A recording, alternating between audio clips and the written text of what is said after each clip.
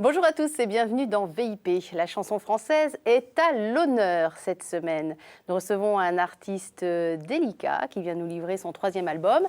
Après les érotiques, après le Verger, voici la Maison Haute. Bastien Lallemand est avec nous dans VIP. Bastien, bonjour. Bonjour. Je parlais de chanson française aussi parce qu'en deuxième partie d'émission, nous aurons un groupe de 5 personnes, mais comme le canapé est trop petit, ils ne viennent qu'à 2, qui s'appelle Les Têtes de Chien et qui fait de la polyphonie, avec notamment tout un spectacle tiré du légendaire chrétien. C'est très loin de votre univers, mais je pense que ça peut vous intéresser. Un peu, mais Un petit peu. ça m'intéresse. Enfin, je dis très loin de votre univers. Votre album La Maison Haute a quand même été album de la semaine chez RCF. Tout à fait. La semaine dernière. Oui. Bah, j'en suis bien surpris. heureux. Surpris. Non, enfin, il n'y a pas de surprise dans tout ça. C'est pourquoi pas. Non, les chrétiens ont très bon goût, la preuve. Vous êtes invité dans VIP. C'est vrai que moi, je suis particulièrement heureuse de vous recevoir parce qu'avec vous, on reçoit tout un pan de la chanson française. Moi, on me dit Bastien Lallemand, on me dit aussi JP Nataf, Albin de la Simone, Jeanne Chéral. C'est tous ces gens-là, toute cette clique. Ça me fait penser à Dominique A. Enfin, c'est toute cette même école, pardon de le dire comme ça, c'est peut-être pas le bon mot. Famille. Famille, ça c'est joli. Une espèce de famille avec plein de frères et de sœurs. Et c'est vrai que c'est... Bon, Dominica, c'est plutôt les années 90. Oui, c'est le grand frère, quelque part. C'est le grand frère. C'est exactement ça. Le grand frère qui a, à un moment donné, poussé une porte et on s'est engouffré dans cette nouvelle voie, dans ces nouveaux possibles qu'il a proposés. Et puis on est arrivé, nous, alors je dis nous parce que c'est des gens bien plus connus que moi, mais avec qui j'ai travaillé à l'époque, c'était dans les années 2002-2003. C'est Vincent Delerme, Jeanne Chéral, JP Nataf. Voilà, je partageais même une maison de disques. On était une petite communauté comme ça de chanteurs à faire notre trou. Je dis Dominique A, le grand frère. Avant, il y a eu Brassens dans votre vie, que vos parents vous ont fait c'est particulier parce que Brassens, c'est toute mon enfance. Ouais. Et Gainsbourg, c'est une inspiration aussi ou moins? En fait, Gainsbourg, c'est une grande inspiration. Je ne l'ai pas connu par mes parents. C'est un des musiciens que je suis allé chercher, que je suis allé découvrir, moi, hors des sentiers que m'avaient proposé mes parents. Mes parents, c'était Jean Ferrat, c'était Brassens. Puis moi, je suis allé chercher d'autres qui ne m'avaient pas fait découvrir. Nougaro, qui est une grande inspiration pour moi. Et Gainsbourg, plutôt le Gainsbourg des débuts, jusqu'à, en tout cas, les albums concept, jusqu'à Mélodie Nelson. Mais toutes les premières chansons. Après, j'ai moins suivi. On voit quand même les liens de cette famille musicale. Quant à votre famille de chair, on en reparlera un petit peu plus tard dans cette émission. La Maison Haute, c'est un album, moi pour connaître vos 2 autres albums, qui était très intime. Et comme tout ce qui est intime, c'est donc universel. Ça nous parle à tous, alors que vous êtes au départ sur quelque chose de très, très infime. C'est toujours très mystérieux, cette alchimie entre une chanson que vous créez et la manière dont le public va la recevoir et se l'approprier finalement. Oui, alors moi je considère qu'une chanson c'est un peu comme une petite fiction. C'est comme quand on prend un livre ou qu'on regarde un film et qu'à travers des personnages, des décors, des situations, des intrigues, ça va nous évoquer soit des situations par lesquelles on est passé, soit des émotions par lesquelles on est passé. Reconvoquer ces émotions. Et j'aime assez qu'une chanson puisse émettre ça. C'est-à-dire créer vraiment de la fiction, des personnages qui n'existent pas, des situations qui n'existent pas, mais au travers desquels on va mettre, moi je vais mettre un peu de mes questionnements, de mes interrogations, et de ce fait les partager, mais sans être théoricien des sentiments. Sans dire, voilà, l'amour, c'est ça. C'est juste, je montre une amoureuse ou un amoureux. Parce que c'est le thème de l'album, quand même, qu'on explique un petit peu. C'est beaucoup le thème de cet album. Au fur et à mesure que vous avez créé des chansons, donc vous, quand vous faites un album, il y a 30 chansons qui vont sortir, il va falloir égrener un petit peu, n'en garder qu'une douzaine. Et finalement, ce ont été des chansons sur l'amour, sur la fin de l'amour, sur les amours qui durent, sur les amours qui lassent, sur tout, finalement, différents aspects de l'amour. Ça a été un fil conducteur qui est né au fur et à mesure, en fait. Oui, c'est ça. Alors, précédemment, j'avais fait cet album, Les Érotiques, qui était un peu sur les contes sensuels, la façon qu'une chanson peut émettre, évoquer l'amour, mais l'amour sensuel. Et puis ensuite, comme j'étais féru de littérature américaine, de romans noirs et de polar, j'avais voulu faire un disque thématique sur des chansons qui seraient comme des nouvelles de romans noirs. Donc j'avais vraiment décidé un thème. Et puis j'aime cette idée d'album thématique, c'est-à-dire qu'on va rentrer pendant une quarantaine de minutes dans un point de vue, circuler parmi des histoires qui se rejoignent les unes les autres. J'aime cet aspect-là chez les autres et j'aime le pratiquer. Mais là, j'avais pas de thème. Alors j'ai laissé venir la plume et beaucoup de chansons sont parues. Et enfin, une première s'est imposée comme étant la couleur, l'humeur qu'aurait cet album. C'était 1 million d'années. Et je me rappelle très bien me dire, voilà, ça va graviter autour de ça. Et au fur et à mesure, j'ai évacué des chansons qui ne correspondaient pas à l'album. L'image s'est faite de plus en plus nette. Et ces chansons ont été rejointes par d'autres chansons. C'est drôle ce que vous dites, l'image s'est faite de plus en plus nette, alors que la photo qui a été choisie pour illustrer l'album est totalement floue. Évidemment, c'est une photo artistique, c'est un vrai choix conceptuel. On en parle 2 secondes avant de lancer le clip de la chanson titre de l'album, de ce choix artistique, parce que vous avez fait les Beaux-Arts de Dijon, et j'imagine que vous avez un regard très précis sur ce à quoi doit ressembler l'album, visuellement parlant. Oui, alors c'est vrai que j'ai quand même laissé... j'ai invité un photographe dont j'aimais le travail, le peu que j'en avais vu d'ailleurs, qui était un travail très arty, très dans le flou. Et puis on est dans une tradition là depuis au moins 1 ou 2 décennies où le chanteur est vraiment mis devant. Et moi je voulais disparaître. Je voulais que n'apparaissent que les chansons. Alors je lui ai demandé d'être. Comme c'était pas tout à fait possible de disparaître tout à fait, il fallait que je sois dans un flou ou une transparence. C'est-à-dire qu'à travers moi, on voyait derrière. On voyait ce qu'on évoquait. C'est-à-dire qu'à travers mes chansons, on peut voir des choses à soi. C'est un peu l'idée. Allez, premier titre que nous allons écouter, il s'agit de celui qui ouvre l'album d'ailleurs, 1 million d'années. On a la chance d'avoir le clip qui est très très joli à regarder. 1 million d'années, c'est l'histoire d'un homme qui se souvient d'un amour passé.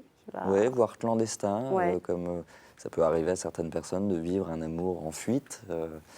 Et il va retrouver dans une chambre d'hôtel, il va se rendre compte que c'est là qu'il a vécu des années avant, un amour comme ça.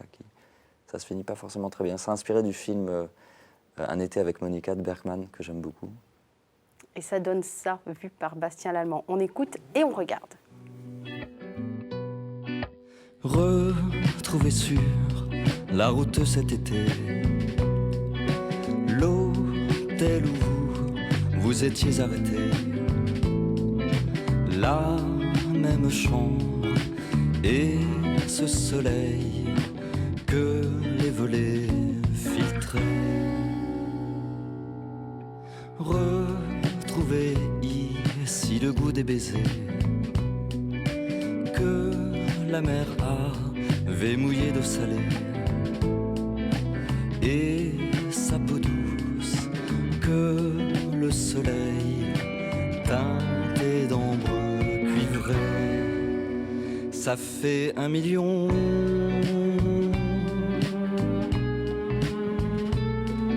d'années, on dirait l'été dernier. Ça fait 1 million d'années, on dirait que ça vient d'arriver.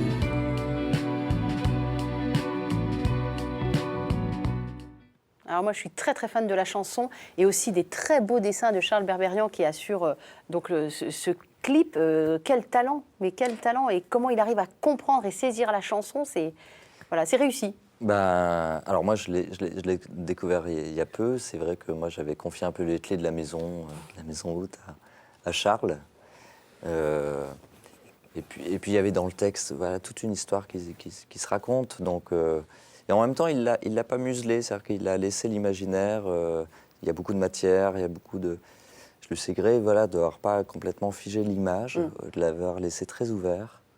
Il y a encore des possibilités d'interprétation de ce texte, de cette histoire.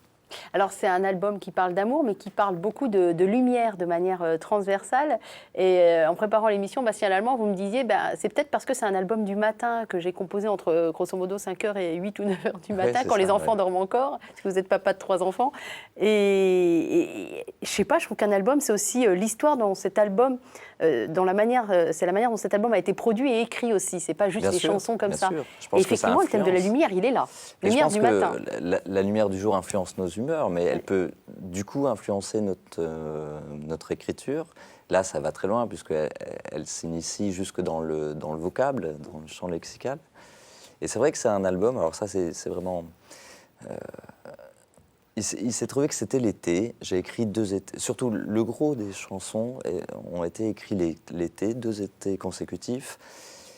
À l'époque où mes enfants sont à la maison, il n'y a pas l'école, il n'y a pas la garderie, il n'y a pas tout ça. Et du coup, il faut que je trouve des moments vraiment pour m'isoler, être vraiment au calme. J'ai besoin d'un grand calme et de beaucoup de solitude pour écrire.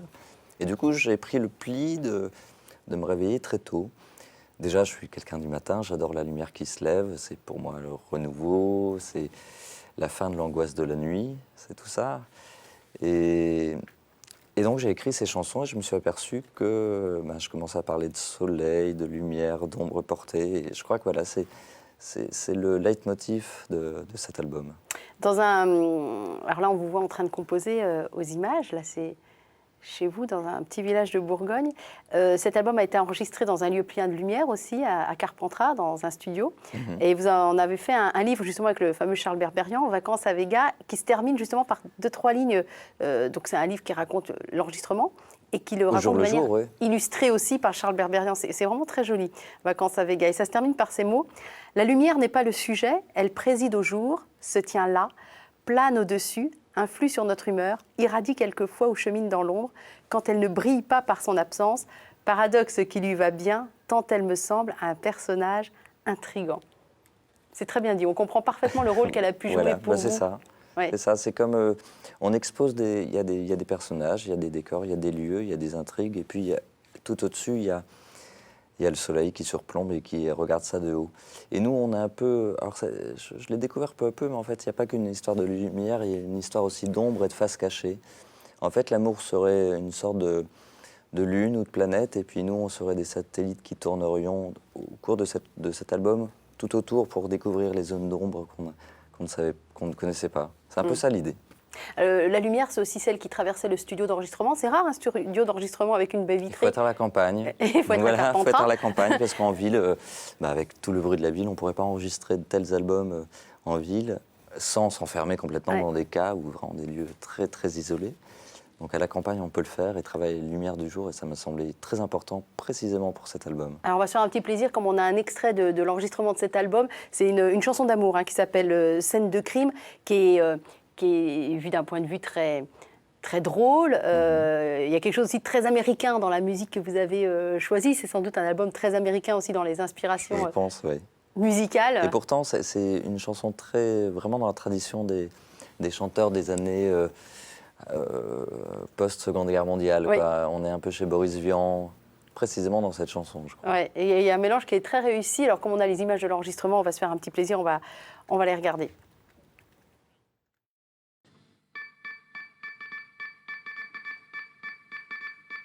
La scène du crime n'est pas entourée d'un cordon de policiers. Il ne faudrait surtout pas s'y fier. Le crime est presque parfait. Sur le sol, pas une seule trace de cet acte sanguinaire. Au milieu de photos de paperasse, de lettres incendiaires, leur amour est bien mort. Leur amour est tout à fait mort. À la hache, à la corde au couteau, nul ne peut encore dire pour sûr qu'ils ont fait ça dans le dos. D'un seul coup sans prévenir, on ne le retrouvera pas de sitôt. Ils ont fait que se mettre dans le fleuve, il se pourrait bientôt qu'on retrouve son squelette. Leur amour est bien mort, assassiné et sans remords. Voilà, je précise quand même que les images que l'on voit sont extraits d'un 52 minutes, un documentaire qui vous a été consacré, qui s'appelle Paysage à part. Paysage à part. Voilà. Qu'on peut trouver où, si on veut le voir en entier, ce documentaire? La bonne question. La bonne question, voilà. Il était produit par une toute petite maison de production de films, de documentaires, qui s'est mis voilà, qui a décidé de faire une collection sur des chanteurs, des auteurs. Il y a eu un film sur Mathieu Bogart qui a été produit, un film sur Bertrand Belin et Marcel Canche, je crois, peut-être un... Voilà. On rentre dans l'intimité de la personne. Alors, je crois qu'ils ne sont pas très diffusés, mais on les retrouvera peut-être première partie de concert ou dans des festivals. Voilà. Je rappelle que votre album La Maison Haute vient de sortir. C'est sorti le 2 mars. On est vraiment privilégiés. On a un peu la primeur de tout cela. Et on vous en remercie parce que vous avez réussi à nous coincer entre un enregistrement à France Inter, un article pour Le Monde, il y a les Inrocks, tout le monde vous tombe dessus, c'est que ça marche. Mais exactement. On est bien content pour vous. On ne va pas s'en plaindre, ça fait très plaisir. Une fois tous les 5 ans, il y a la grosse pression médiatique qui arrive. et on avait décidé de s'inscrire là-dedans, nous aussi. Enfin, j'espère que je ne vous mettrai pas trop la pression quand même. Alors, on a le musicien en face de nous, mais on a aussi un homme avec l'enfance qu'il a passée en Bourgogne, dans un village que les amateurs de vin vont bien connaître, Fissin, en l'occurrence, avec des parents profs de fac. Exactement. Complètement athée, mais alors très, très ouvert à tout ce qui est artistique. Et finalement, vous avez été, vous, initié à la religion par le biais de l'art. La peinture, oui, la musique sacrée. Autant mes parents étaient athées et puis donc nous ont pas donné une éducation religieuse comme ça, quoi. Mais par contre, ils étaient tellement férus d'art qu'ils nous emmenaient dans toutes les églises j'ai eu de la chance de beaucoup voyager avec eux, mais chaque fois qu'il y avait une ville, il y avait des églises à voir. Et puis mon père me racontait toute l'iconographie religieuse, donc je connais un peu, voire plutôt bien certains épisodes de la Bible, de la vie du Christ, etc. Je connais assez bien les légendes, ces histoires. Et puis il y avait les musées aussi, ils adoraient la peinture. D'ailleurs, ils me l'ont tellement fait aimer que je me suis retrouvé aux Beaux-Arts finalement. Et puis j'aime beaucoup l'art classique, j'aime beaucoup aussi la musique classique. Ils m'ont fait aimer, notamment une de mes œuvres préférées, c'est le Stabat Mater de Pergolèse, donc c'est des œuvres sacrées. Donc voilà, je connais un peu tout ça. Ouais. Avec une éducation classique au niveau musique au conservatoire, oui. Aussi de piano, Dijon. Flûte traversière. Piano, flûte traversière, puis évidemment l'adolescence, la guitare arrive, quand même, faut pas exagérer. Mais oui, l'adolescence, je me suis rendu compte que je pouvais pas faire les cures à la flûte traversière. Oui, The Cure à la flûte traversière, ça marche mal, mais pour s'initier à la guitare, ça marche mieux, c'est ce que vous avez fait. Exactement. Vous d'ailleurs. Juste pour revenir au côté religieux, j'en parle parce qu'il y a une chanson dont on va parler qui s'appelle Un fils de Dieu. Mais juste avant, qu'est-ce qui fait que la religion vous intéressait d'une manière beaucoup plus, on va dire, culturelle? Qu'est-ce qui fait que vous vous intéressez, vous m'avez dit il y a quelque temps, principalement au personnage de Jésus? Qu'est-ce qui fait que ce personnage-là Je m'intéresse à... Je trouve que la société, le monde est quand même... pas très bien, qu'on a besoin de remettre au cœur de nos préoccupations des dimensions humaines autour de la vie, du respect de la vie. Et que j'ai le sentiment que dans nombreux textes sacrés, c'est quand même une question qui est primordiale. Comment vivre avec les autres, développer une communauté d'esprit, une communauté de sagesse. En fait, c'est la sagesse qui m'intéresse. Dans ce que je peux en connaître et en percevoir de ce qui peut apparaître dans l'histoire de Jésus. C'est-à-dire, rationnellement, si je reprends votre pensée, c'est que sa vie d'homme, en tant que telle, même si vous ne croyez pas en Dieu et dans ce côté divin, se suffit à elle-même dans ce qu'il a pu dire pour que ça soit déjà un message pour toute une vie. Dans cette sagesse comme dans d'autres sagesses, c'est l'enseignement. Je pense qu'on a tout en tirer, en bénéficier, à s'en inspirer. Mais il y en a d'autres. Et des fois, ça part en vrille, ce qui donne une chanson comme Un fils de Dieu, qui aurait pu s'appeler Un fou de Dieu, qui est une chanson consacrée, comment dire ça? Vous le direz peut-être mieux que moi d'ailleurs. Pas à des gens croyants de manière saine et sereine, à des gens qui surinvestissent un petit peu les choses au point de se servir de Dieu comme d'une arme pour faire le mal. On peut dire ça comme ça? Oui, c'est sur le fanatisme, ce qu'on a vu encore malheureusement très récemment. Mais et ça fait des années que ça dure. Ça fait des années qu'on voit... Qu'on tue au nom de Dieu. Qu'on tue au nom de Dieu. Et moi, je peux même pas le comprendre. Mais je me suis posé la question à un moment donné, si quelqu'un croit et qu'il pense faire le bien en tuant une autre personne, il y a peut-être un moment donné où il va avoir un doute. Et parce qu'il pense qu'il est élu, peut-être qu'il pense ça, et que son Dieu lui a demandé de faire ça. Mais à un moment donné, il est en face d'actes tellement atroces qu'il doit quand même se poser une question. C'est ce que la chanson interroge. C'est pas le Fils de Dieu, la chanson c'est un Fils de Dieu, un parmi d'autres, qui fait ça. Et moi, ça m'est insupportable, comme à tous, quoi. Et ça pose la question, est-ce qu'à un moment donné, il n'a pas vraiment très peur? Et en fait, je souhaite intimement qu'il ait très très peur, très très fort. Je comprends que ce soit particulièrement insupportable aux athées, mais laissez-moi vous dire que c'est aussi insupportable aux croyants. Bien sûr. Je crois que c'est presque pire. J'en doute pas. Ouais. Vous avez passé, il y a, on va dire 2 ans, le cap des 40 ans, qui n'est pas un cap forcément facile à passer. Ça dépend pour qui, pour moi, non. Ouais, moi aussi, ça a été dur, soit dit en passant. Ça a changé quoi d'avoir 40 ans dans le fait, dans la manière de travailler en fait? En fait, je ne l'ai pas vu venir. Il s'est trouvé que j'ai fait, comme beaucoup de personnes, une petite déprime, pour pas dire plus. Mais à un moment donné où on se pose, voilà, on est papa, on regarde sa vie, on se demande ce qu'on a réussi à faire. Et en fait, le passage à la décennie, on le fait à 20 ans, à 30 ans, à 40, on se fait un bilan. On regarde en arrière, on regarde ce qu'on a fait, ce qu'on n'a pas fait. Et forcément, il y a un moment donné dans la vie des hommes, des femmes, on se dit, ben ça, je ne l'ai pas fait parce que... Est-ce que je pourrais jamais le faire? Donc, bien sûr, c'est les idées... Ce qui m'a taraudé, c'est les idées de fuite, de prendre la tangente. Est-ce que... Alors, bien sûr, je ne l'ai pas fait. Mais j'ai réfléchi. Il y a des émotions profondes qui sont remontées de très loin. On est forcément obligé de composer avec ses envies, ses fantasmes, ses points de fuite, ses rêves, et ce qu'on a pu accomplir, ce qu'on ne peut pas accomplir. Et forcément, il y a des passages où on interroge tout ça, savoir où on en est. Et puis, savoir où on va aussi. Combien de temps ça va tenir.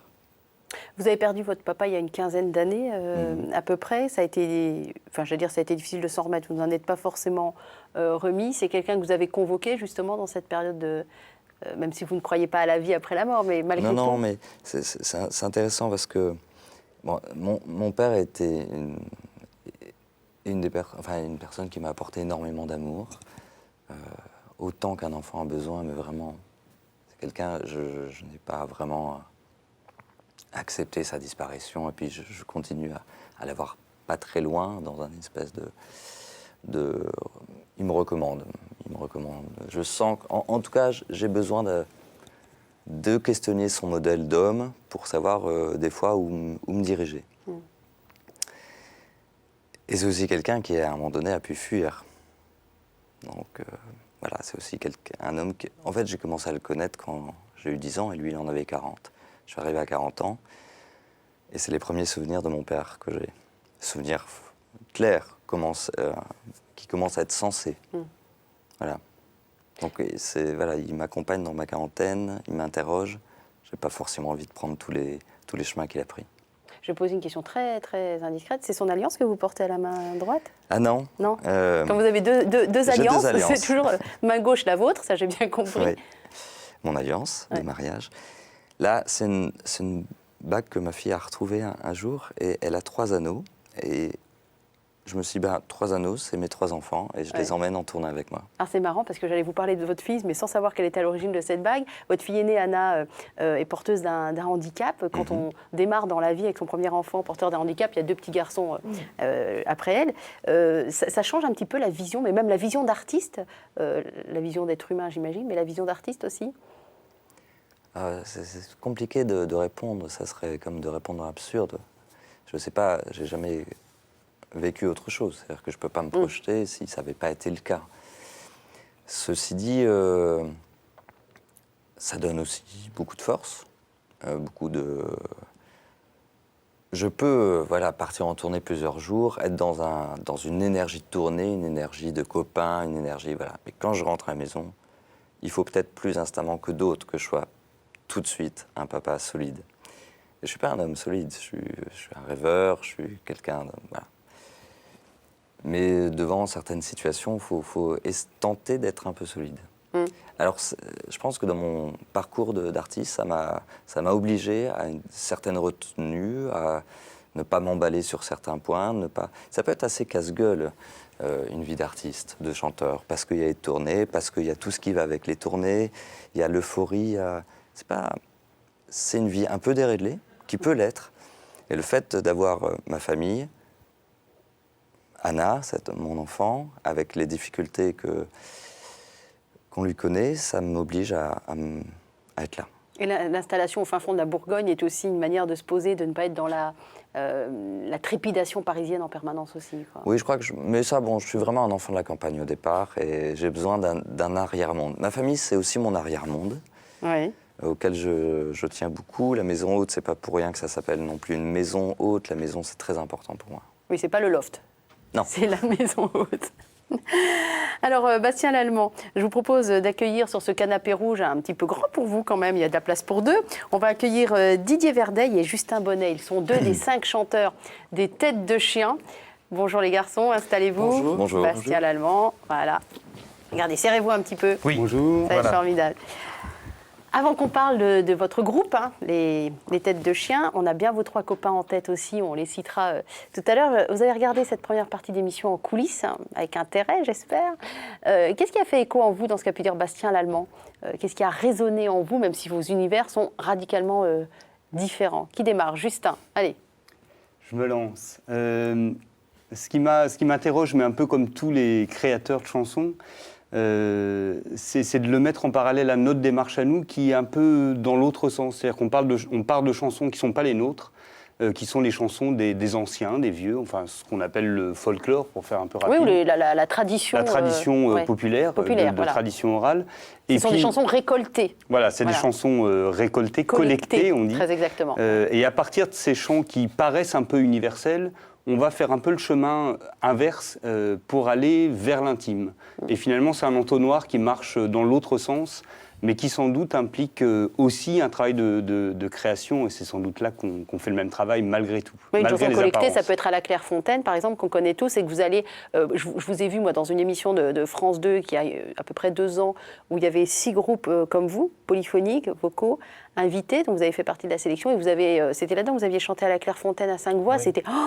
vous m'avez fait redécouvrir la chanson et les paroles, de fait. C'était impressionnant, c'est ça dont vous parlez. Oui, Voilà, donc c'est ce qui a fait... C'est le travail du créateur qui vous intéresse chez Bastien. bien sûr. Didier. Ah, moi, j'aime beaucoup de toute façon, quand vous parlez de vos inspirations, la chanson française, le texte. Oui, c'est très important, le texte. Mais c'est marrant que vous parliez de l'autre, la Clairefontaine, parce qu'il s'est trouvé qu'on l'a chanté plusieurs fois, beaucoup plus modestement et malhabilement que vous, lors de siestes acoustiques. C'est un petit procédé où On va vous demande au montrer en public images, on a quelques images de après. s'endormir, et puis on leur chante des chansons de nos répertoires le plus souvent, mais on va des fois chercher aussi, cueillir aussi un peu à droite à gauche. Et cette chanson, on la chante assez fréquemment. Déjà, elle est d'une gravité exceptionnelle. Il y a longtemps que je t'aime. C'est une déclaration non, je m'ai tout compris. dit. Alors, vous vous êtes rencontrés dans un spectacle qui était consacré à la polyphonie albanaise. J'ai découvert que ça existait grâce à vous. Des personnes ont pensé à vous réunir, 5 hommes, avec des voix différentes. Et puis, vous avez décidé de rester ensemble pour prolonger l'aventure vocale. Et là où c'est intéressant, c'est que vous êtes allé rechercher des chansons du légendaire chrétien. Mais pour tout vous dire, je ne savais même pas que ça existait, moi, le légendaire chrétien. J'avais l'air bête quand on m'a dit ça. Expliquez-nous ce que c'est. C'est pas ce qu'on a fait au départ. Hein. Non. Voilà, C'est ce que vous faites aujourd'hui. Les chansons du légendaire chrétien font partie d'un lot énorme qui ont été collectées de chansons françaises. Oui, en fait, le fond de notre travail, c'est la tradition populaire, celle des paysans, celle des pêcheurs, des artisans, celle en l'occurrence de nos grands-parents ou nos arrière-grands-parents pour ce qui nous concerne tous les 5. Et du coup, c'est un travail un peu historique, mais qui a pour vocation à dire que cette musique-là est encore vivante et provoque chez nous un geste qui nous paraît contemporain, qui nous paraît tourné vers une musique d'aujourd'hui. Mais vous avez décidé, dans ce travail-là, il se trouve qu'il y avait donc des chansons collectées vraiment d'obédience chrétienne, qui ont été mis d'ailleurs pas mal de côté avant qu'on s'y intéresse de nouveau, quoi. Les années 70 sont passées par là aussi. C'est ça. Voilà. En fait, les collecteurs les plus récents, il y en a eu évidemment dès la fin du 19e, au début du 20e siècle et même avant. Mais en tout cas, ceux qui nous ont beaucoup marqués parce qu'ils ont gardé des traces qu'on entend, c'est-à-dire que les collecteurs allaient de maison en maison avec leur enregistreur en disant « Madame, vous ne connaîtriez pas une chanson ?» Voilà. Donc les gens chantaient des chansons, aussi bien des chansons parfois grivoises que des chansons qui parlent de Jésus ou de Marie. Tout ça dans le même corpus, en fait, et c'est ce répertoire-là que nous, on va habiter. Alors, Justin et Didier, moi je vous propose qu'on fasse découvrir à un téléspectateur et à Bastien Lallemand ce que c'est que ce légendaire chrétien. Donc on a 2 extraits. On va en écouter un qui s'appelle « Réveillons, réveillés ». Vous nous expliquez rapidement ce que c'est ? Ouais, c'est un rite, je dirais, assez particulier, un espèce de rite païen qui avait lieu pendant la Semaine Sainte. Et mon grand-père me racontait ça en Auvergne. Ils allaient chanter souvent la nuit du jeudi saint pendant la nuit, de maison en maison, les jeunes hommes se rassemblaient et allaient véritablement réveiller les gens pour leur demander des œufs, en fait. Et à cette occasion, il y a tout un répertoire qui a été chanté pour aller réveiller les gens. Donc ça donne ça, si on vient vous réveiller de nuit, Bastien, c'est ça, réveillons, réveillez.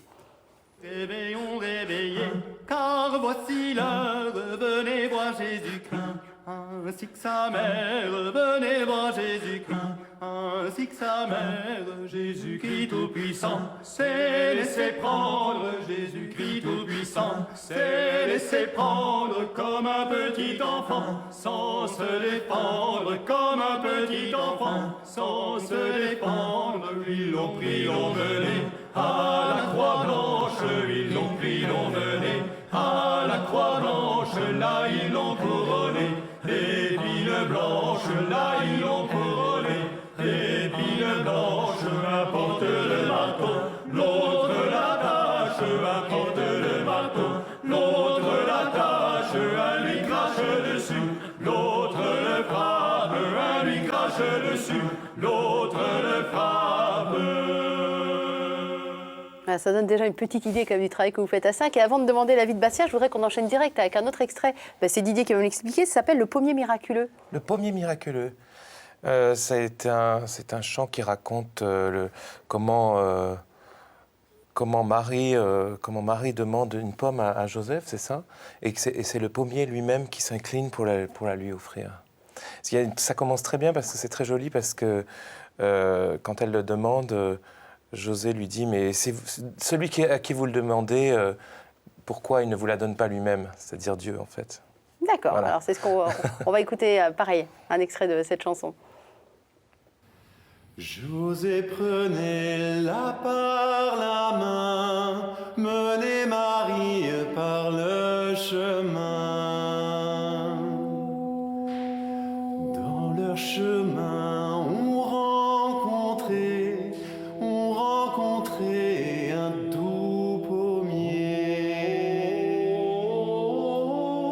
Marie à José demanda, donnez-moi donc de ces fruits-là. Celui qui vous en donne envie, qu'il vous en cueille un de ces fruits. José n'eut pas plus trop parlé, que le pommier s'est incliné. Et Saint José, pour sa merci, s'agenouilla devant Marie.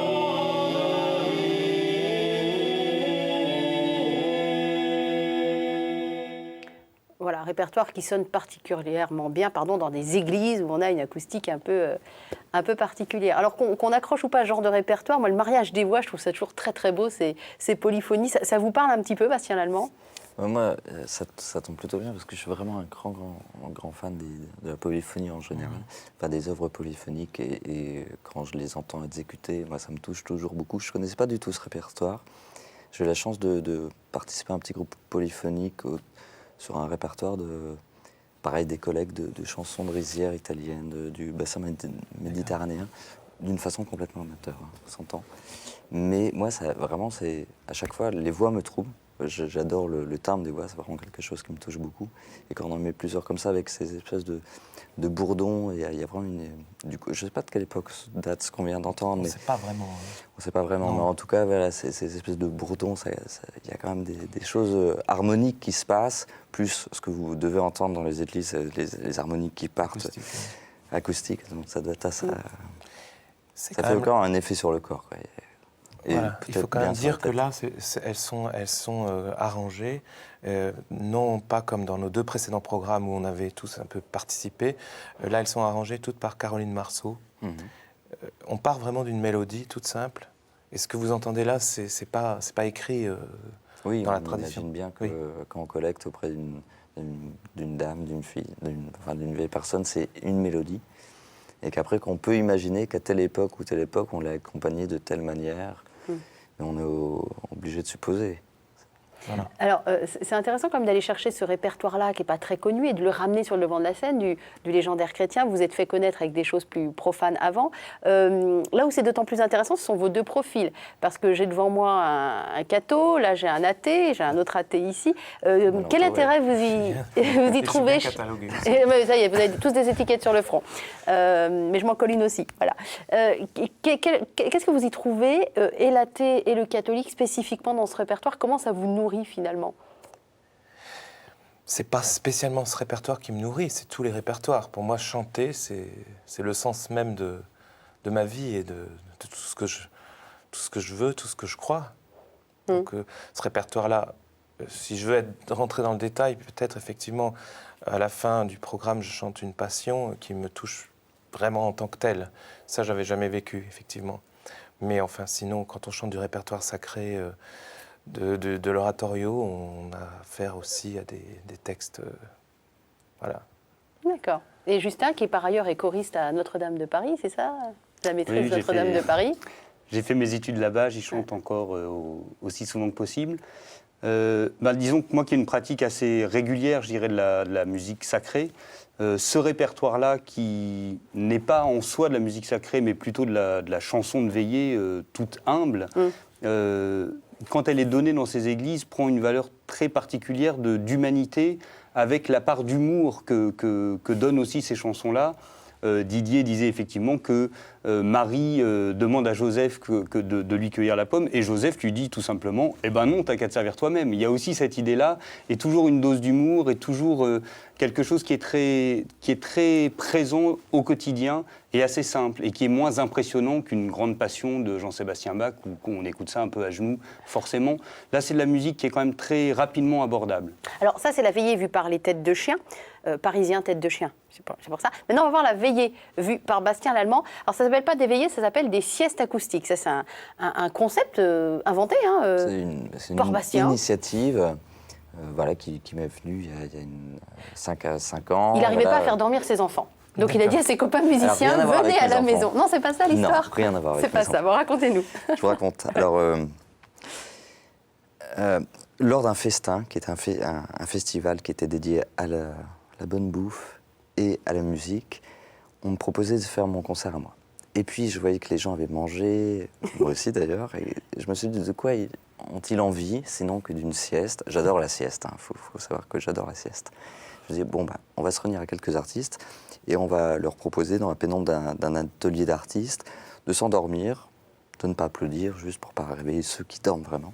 Et nous, on va leur jouer de la musique toute douce. Et puis, ce faisant, on a trouvé que c'était drôlement intéressant pour nous, parce que ça nous laissait libre d'être dans le show. Les gens sont censés dormir ou ne pas dormir, font d'ailleurs bien ce qu'ils veulent, mais nous, du coup, on fait ce qu'on veut. On n'est pas censé répondre d'une énergie. Et eux peuvent aussi bien dormir, écouter, ne pas écouter. Puis j'aime beaucoup ce moment où on ne s'endort pas tout à fait, mais que le monde, on dort un peu, mais le monde continue d'interagir. Et je me disais que c'était une bonne place, un bon moment pour émettre de la musique. Et c'est devenu un concept, où vous avez invité des JP Nataf, tous les copains. Déjà les copains proches, et puis après les copains de copains. Et c'est vrai que JP Nataf, c'est le chanteur des Innocents, pour ceux qui n'auraient pas percuté spécifiquement. C'est près d'une centaine d'auteurs, d'artistes qui sont venus essayer ces petits laboratoires acoustiques. Et là aussi où la voix, il n'y a pas d'amplification. Voilà. Parce que moi j'adore le timbre vraiment de la voix, ça m'intéresse vraiment. Et quand on joue même avec des instruments électriques, des guitares électriques, tout ça, il faut que le maître étalon du volume sonore, c'est la voix de celui qui chante. Et on a tous des voix différentes, entre un JP, Vanessa Paradis qui est venue, puis plein d'autres, quoi. On a des voix très différentes qui percent plus ou moins dans l'échelle du son. Et du coup, il faut que nous, on s'adapte à ça, que la voix soit... Voilà. Bon, je vous montre à quoi ça ressemble. Puis vous verrez si vous viendrez faire des siestes acoustiques avec Bastien Lallemand. Alors, en image et donc en musique aussi, et aussi en ronflement. Vous allez voir, ça ressemble à ça, les siestes acoustiques.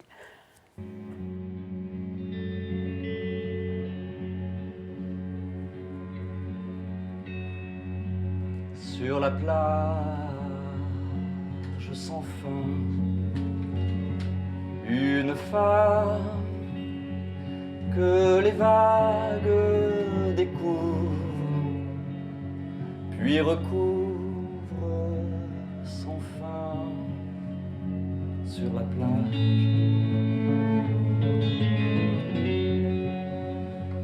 la plage.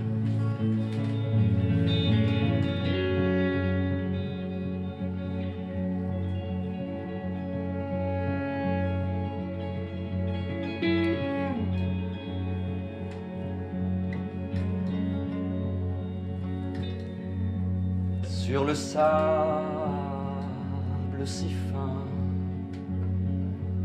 une femme que le sable retient.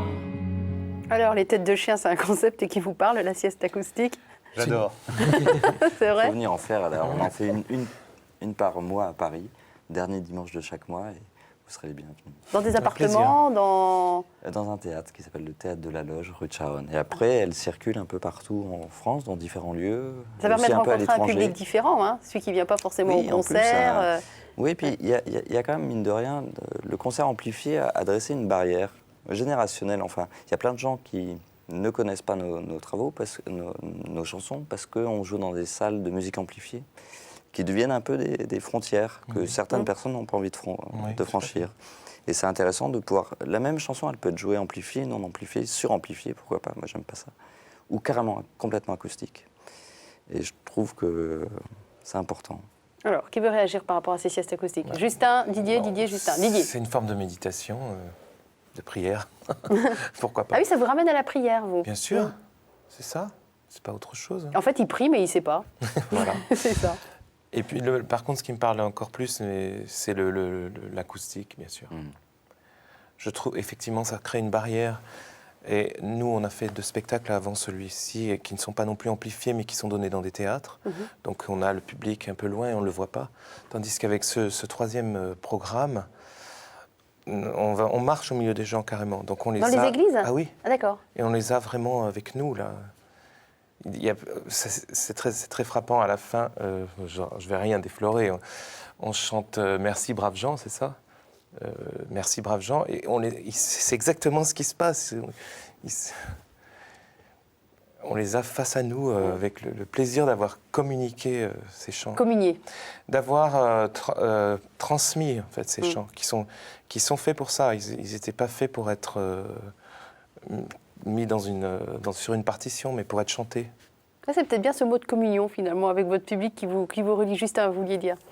Non, la frontière de la musique amplifiée ou pas, elle est vraiment intéressante parce que malheureusement, elle joue aussi dans l'autre sens.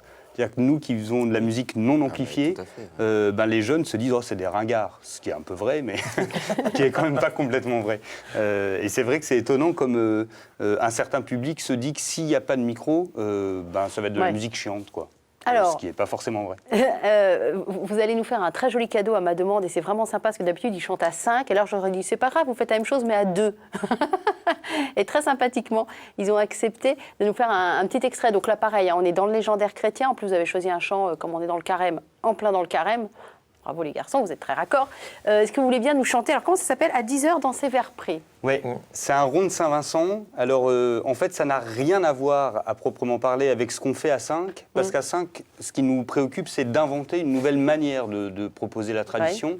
Mais là, à 2, on fait plutôt le choix de vous montrer ce qu'on peut faire traditionnellement. Donc là, on n'est pas vraiment dans une démonstration de ce que font les têtes de chien, mais dans une pratique qui est beaucoup plus comme ça. Là, on est entre nous et puis on fait ça parce que ça va bien. Parce que la journaliste vous l'a Voilà. demandé. D'accord. C'est très sympa, on vous écoute. À 10h dans ces vers près, le carême est arrivé, le carême est arrivé. À 10h dans ces vers près, le carême est arrivé, le carême est arrivé. Et le carême est arrivé, nous sommes en pénitence, et jusqu'à la Quasimodo, nous sommes en pénitence. Le carême est arrivé, nous sommes en pénitence. Jusqu'à la Quasimodo, faudra les filles attendre. Et à 9h dans ces vers près, le carême est arrivé, le carême est arrivé. À 9h dans ces vers près, le carême est arrivé, le carême est arrivé. Et le carême est arrivé, nous sommes en pénitence, jusqu'à la Quasimodo, faudra les filles attendre. Le carême est arrivé, nous sommes en pénitence. Et jusqu'à la Quasimodo, faudra les filles attendre. Bravo. Alors je précise pour les téléspectateurs qui ne le sauraient pas que la Quasimodo, c'est le dimanche qui suit Pâques. Voilà. Bravo. On va apprendre quand même des choses à nos téléspectateurs. On ne le savait pas non plus, on s'est renseigné juste avant l'émission. Histoire de le dire. Quand la voix arrive comme ça, Bastien, je ne sais pas vous, mais alors moi, ça me prend là, Mais oui, aux tripes. la voix, c'est un outil merveilleux pour soulever les corps, pour voilà, enfin, les frissons qu'on ressent, il y a des chanteuses que j'écoute ou des chanteurs, voilà, mon corps résonne. Je pense qu'il se passe vraiment physiquement des vrais phénomènes. Qui? On a envie de savoir. Alors, comme chanteuse, je sais pas, Billie Holiday, Néné Chéri, vraiment oui, c'est pas dans les plus des nuls. trucs très divers. Camélia Jordana, Oui. quand j'ai la chance de chanter à côté d'elle et qu'elle chante, et sa voix elle me transperce. Ouais. Il y a des chanteurs aussi qui me font ça. Ouais. Qui? Euh, Je vous pose la même question, les garçons, préparez-vous. bah, après.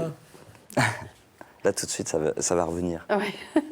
C'est vrai que vous mettez du violoncelle, vous, beaucoup dans vos compos, qui est l'instrument de musique qui est le plus proche de la voix. C'est sans doute pas un hasard. Et vous, alors, vous écoutez qui en musique? Il n'avait pas préparé Je vais faire celle-là. un hommage à une copine qui chante de la chanson française, de la très belle chanson, qui s'appelle Claire Elzière. D'accord, bon, on ira voir sur Internet pour savoir qui c'est. Justin, une réponse? Non, pas envie. Moi, j'écoute beaucoup de collectage, j'écoute un peu tout, Ah oui. mais c'est vrai que la voix touche, et vous chantonniez avant l'émission, et c'est touchant. N'importe quelle voix qui chantonne Même faux. Même faux. Je crois que la voix qui chante dit des choses vraiment, vraiment belles. La Grande Ville, c'est quoi? Racontez-nous. Parce qu'on va regarder un extrait quand même où là, vous êtes tous les 5. La Grande Ville, c'est notre deuxième programme. Ouais. Qui est beaucoup plus drôle, je dirais, que la Marelle ne peut l'être, même si la Marelle est pleine d'humour aussi. La Grande La Marelle, Ville, c'est le programme de Légendaires Chrétiens. Pardon, j'avais pas encore donné le nom. Voilà. c'est vrai. La Grande Ville, c'est un jeu en fait de passe-passe, un peu entre une quinzaine de chansons qui toutes évoquent Paris, donc la Grande Ville, et c'est un espèce de fantasme sur ces paysans qui chantaient Paris sans jamais y avoir mis les pieds. Et qui, du coup, imaginaient qu'à Paris, il se passait des choses tout à fait incroyables, quoi. Alors, on va écouter et regarder en même temps. La Grande Ville. Allons, belle, danser, 2 ou 3 tours de danseurs. Premier coup de nez, au premier coup de nez, que dit, que donc, que dit-il, que dit-on, que dit-elle donc? Au premier coup de donner, le roi tombe par terre. Pleurons ces enfants qui n'ont plus de père. J'aime mieux mamie au guet, j'aime mieux mamie. Oh, oh, oh, oh, oh, oh. Ouin, ouin, ouin, ouin, ouin, ouin, ouin, ouin, ouin, ouin, ouin.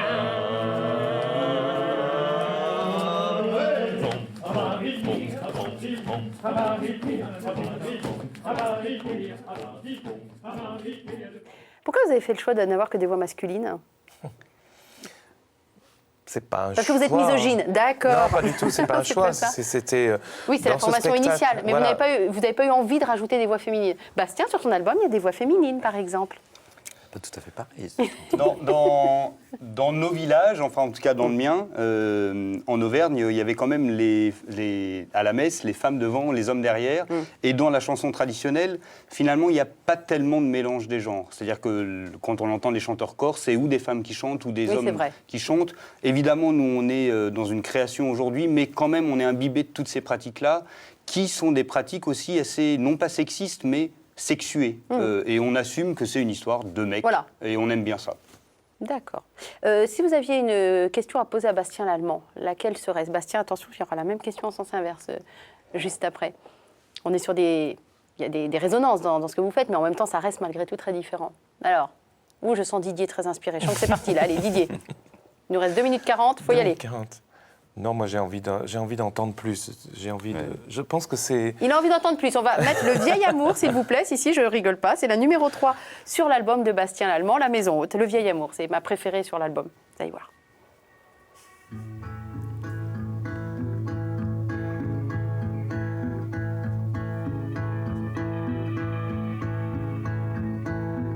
Regarde ce vieil amour boiteux, comme il se traîne et comme il penche.